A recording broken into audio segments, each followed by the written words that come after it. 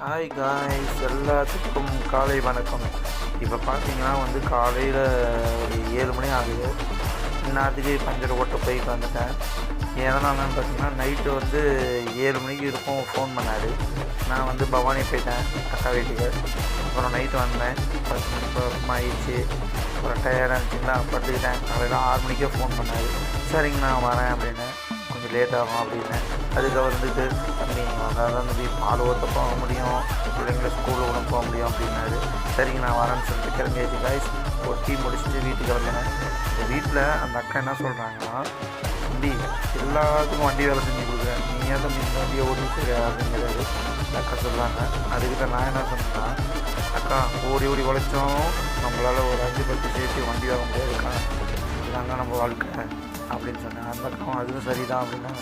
Okay guys, அடுத்தடுத்த video பார்க்கலாம். Like பண்ணுங்கள், ஷேர் பண்ணுங்கள், சப்ஸ்கிரைப் பண்ணி விடுங்க.